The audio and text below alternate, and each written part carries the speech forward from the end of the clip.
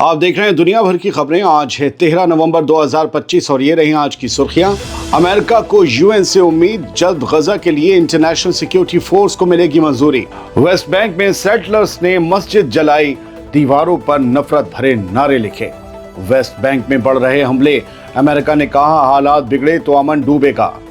अमेरिकी इंटेलिजेंस का बड़ा खुलासा, इसराइल ने फलस्तीनियों को बारूद से भरी सुरंगों में भेजा।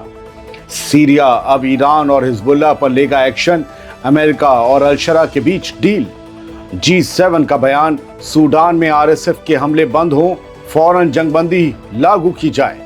और रूस ने कहा यूक्रेन चाहे जितना भागे, बातचीत पर लौटना ही पड़ेगा। यूरोपीय यूनियन देने जा रहा रूस को बड़ा जख्म। आप देख रहे हैं आजाद बोल इंडिया का प्राइम टाइम शो, दुनिया भर की खबरें। तो चलिए शुरुआत करते हैं 13 नवंबर 2025 की बड़ी खबरों की। अमेरिकी फॉरेन मिनिस्टर मार्को रूबियो ने यह कहा है कि उन्हें उम्मीद है कि यूएनएससी बहुत जल्द गजा के लिए इंटरनेशनल सिक्योरिटी फोर्स की हिमायत में रेजोल्यूशन को फाइनल शक्ल देगी। रूबियो ने बताया कि अमेरिका मुख्तलिफ मुल्कों के साथ बातचीत कर रहा है कि किस तरह उनके इंटरेस्ट को इस मंसूबे में शामिल किया जाए और सिक्योरिटी फोर्स के हवाले से किस तरह इंतजामात किए जाएं। वाज़ेह रहे कि अमेरिका ने ये रेजोल्यूशन पिछले हफ्ते मुख्तलिफ ममालिक को भेजा है। अब देखना यह है कि इन कंट्रीज़ का, इन मुल्कों का क्या रिएक्शन होता है। गजा के ऊपर तुर्की का भी बयान आया, कहा है कि अब गजा में अमन कायम करने का वक्त आ गया है। तुर्की ने कहा कि गजा में तैनात की जाने वाली इंटरनेशनल स्टेबलाइजेशन फोर्स से ही अब सबसे बड़ी उम्मीद जुड़ी है। तुर्की की डिफेंस मिनिस्ट्री ने आज बताया कि इस फोर्स का असल मकसद गजा में अमन कायम करना और जंगबंदी को ज़मीनी सतह पर लागू करना होना चाहिए।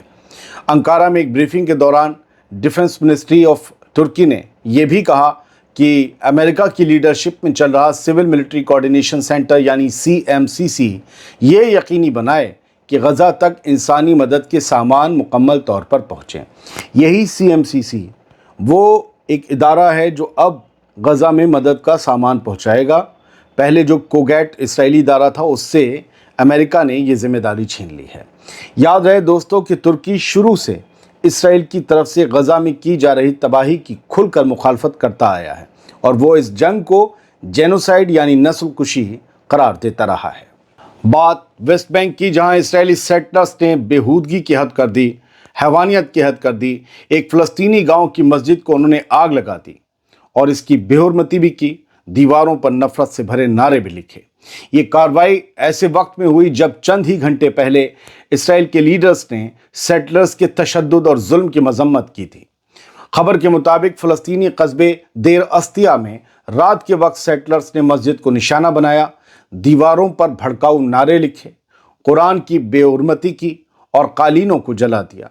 वाक़ये के वक्त इसराइली फ़ौजी वहाँ मौजूद थे, मगर फ़ौज ने किसी सवाल का जवाब नहीं दिया।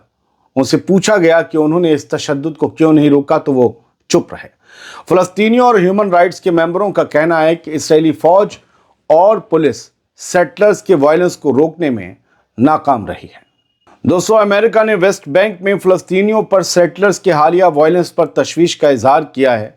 अमेरिका के फॉरेन मिनिस्टर मार्को रूबियो का कहना है कि अगर हालात ऐसे ही रहे तो इलाके में टेंशन बढ़ सकती है, जिसके नतीजे में जंगबंदी और अमन की बातचीत पर असर पड़ सकता है। कनाडा में हुए G7 फॉरेन मिनिस्टर्स के इजलास के बाद मीडिया से बात करते हुए मार्को रूबियो ने कहा कि हमारी पूरी कोशिश है कि वेस्ट बैंक के हालात का असर अमन की बातचीत पर ना पड़े। तो मार्को रूबियो को करना ये चाहिए कि इन सेटलर्स को टेररिस्ट डिक्लेयर कर दें और इन पर इनाम रख दें और कहें इसराइल से जहाँ ये दिखे वहाँ गोली मारो, जैसे और लोगों के लिए कहते हैं। इनाम रखें इन पे, इन्हें सीधा सीधा डिक्लेयर करें क्रिमिनल। देखिए 2 दिन में होश ना ठिकाने आए। ये क्या है, G7 में खड़े होकर पोडियम से आप फिक्र जाहिर कर रहे हैं फ़लस्तीनी और वेस्ट बैंक के लिए। कुछ कीजिए ना, ज़मीन पर एक्शन कीजिए ना। आप एक्शन करने के लिए मशहूर हैं, करिए।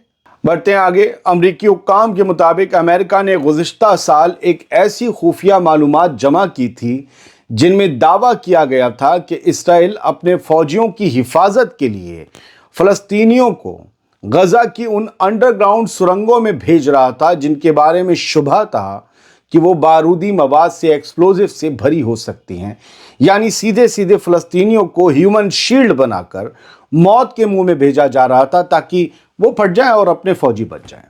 2 ایکس امریکی افسروں نے بتایا کہ یہ معلومات وائٹ ہاؤس تک پہنچائی گئی تھی اور جو بائیڈن کی حکومت کے آخری ہفتوں میں انٹیلیجنس اداروں نے اس کا تفصیلی جائزہ بھی لیا تھا۔ ادھر اسرائیلی فوج نے IDF نے اس الزام کو نکار دیا ہے۔ یاد رہے دوستو کہ عالمی قانون کے مطابق کسی بھی فوجی کارروائی میں شہریوں کو ہیومن شیلڈ کے طور پر استعمال کرنا منع ہے۔ بڑھتے ہیں آگے۔ امریکی سینٹرل کمانڈ یعنی سینٹ کام نے کہا ہے کہ ہماری فورسز نے سیریا میں داعش یعنی ISIS کے خلاف 22 سے زیادہ کارروائیوں میں مدد کی ہے۔ امریکن فورسز میں اس میں 5 دہشت گرد مارے گئے ہیں، 19 کو گرفتار کیا گیا ہے۔ امریکی سینٹرل کمانڈ کے مطابق 1 اکتوبر سے 6 نومبر تک سیریا میں امریکہ اور سیریا کی فورس نے مل کر داعش کے خلاف 22 سے زیادہ آپریشن انجام دیے۔ سینٹ کام کے کمانڈر ایڈمرل بریڈ کوپر نے اپنے بیان میں کہا کہ سیریا میں داعش کے خلاف کامیاب آپریشن کافی اہم ہے۔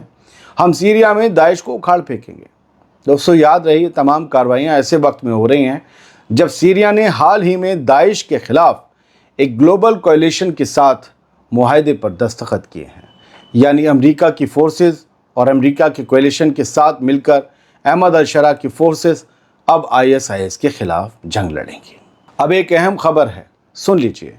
US کے special envoy for Syria Tom Barrack نے کہا ہے کہ سیریا اب ریجن میں ایران، حزب اللہ اور دوسرے آرمڈ گروپس جیسے حماس کے اثر کو کم کرنے میں امریکہ کا ساتھ دے گا، کیونکہ سیریا اور امریکہ کے بیچ دوریاں اب ختم ہو گئی ہیں۔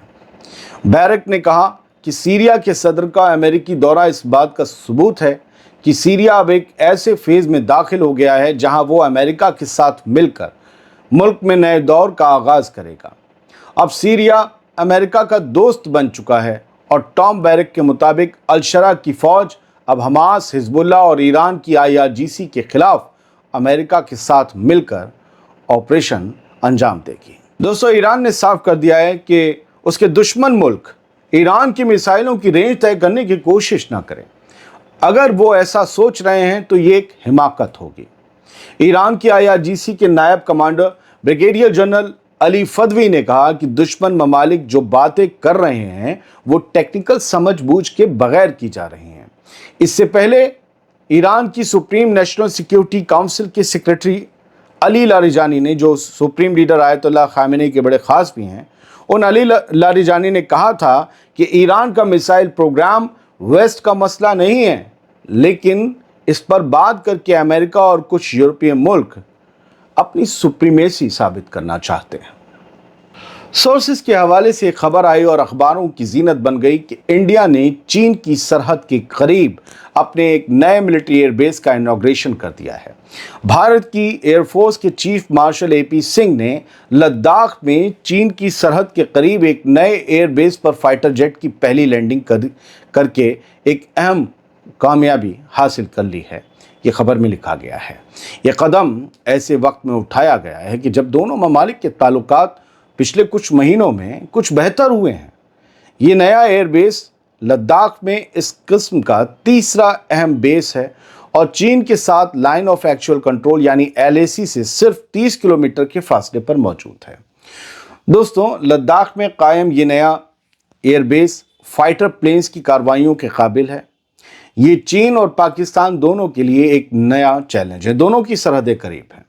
حالانکہ چین کے پاس بھی اسی اونچائی پر ایک ایئر بیس موجود ہے، ہم یہ بھی آپ کو بتانا چاہتے ہیں۔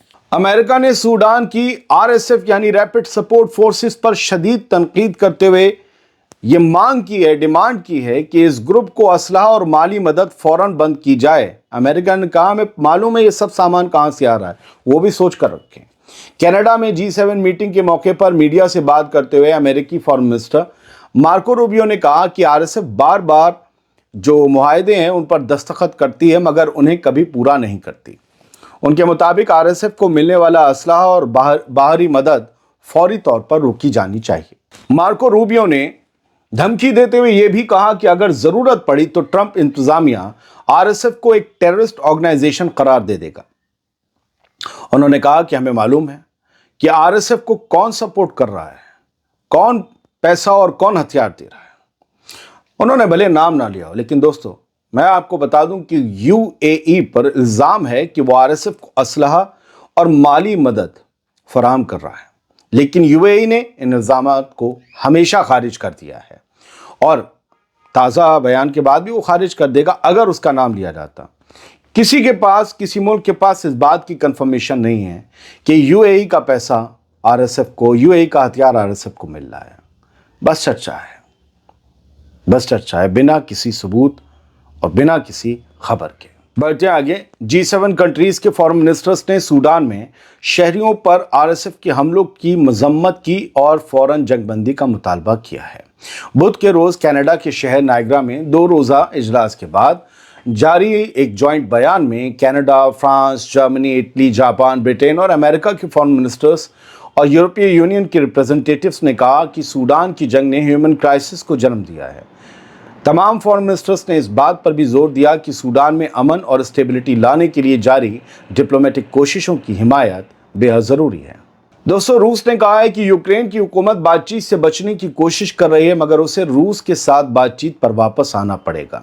रूस का कहना है कि यूक्रेन का मौजूदा रवैया इसके लिए हालात मजीद मुश्किल बना देगा। रूस के तर्जुमान, या यूं कहिए कि पुतिन के दफ्तर के तर्जुमान दिमित्री पेस्कोव ने मीडिया को बताया कि रूस पॉलिटिकल और डिप्लोमेटिक हल के लिए तैयार है और अमन चाहता है। वहीं यूक्रेन ने कहा कि रूस की शर्तें मानना दरअसल सरेंडर करने के बराबर है, इसलिए ऐसी शर्तें कबूल नहीं की जा सकती। इसी ज़मीन से जुड़ी एक और खबर है। यूरोपीय यूनियन की चीफ का फैसला सुन लीजिए। रूस के फ्रोजन एसेट्स से यूक्रेन को कर्ज देना बेहतरीन रास्ता होगा, ये उन्होंने कहा है। यूरोपीय यूनियन की चीफ हैं उर्सुला वॉन डेर लेयन। इन्होंने कहा कि यूक्रेन को अब पैसा चाहिए, उसको बहुत ज़रूरत है। 4 साल की जंग ने यूक्रेन का ख़जाना खाली कर दिया है, इसलिए उनका कहना है कि रूस के फ्रोज़न एसेट्स का इस्तेमाल करके यूक्रेन के लिए नया कर्ज देना सही रहेगा। आसान लफ्ज़ों में कहें तो रूस की जो रकम रूस से बाहर फंसी पड़ी है, उसी रकम से यूक्रेन की मदद कर दी जाए, ताकि यूक्रेन अपने खर्चे, बुनियादी ज़रूरतें और डिफेंस पर खर्च कर सके। लेकिन हर कोई इस प्लान से खुश नहीं है। बेल्जियम ने इस तजवीज़ की मुखालफत की, अपोज किया। बेल्जियम कह रहा है कि अगर हम रूस के एसेट्स को यूक्रेन की मदद में इस्तेमाल करेंगे तो रूस इसके खिलाफ कानूनी कार्रवाई कर सकता है और ये हमारी मुश्किलें बढ़ा सकता है।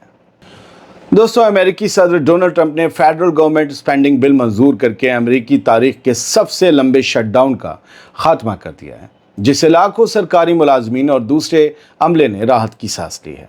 ट्रंप ने कहा है कि मेरे दस्तखत के साथ ही हुकूमत मामूल के मुताबिक काम करेगी और वो आवाम के लिए महंगाई कम करने के लिए कोशिशें जारी रखेंगे। बहुत बहुत शुक्रिया।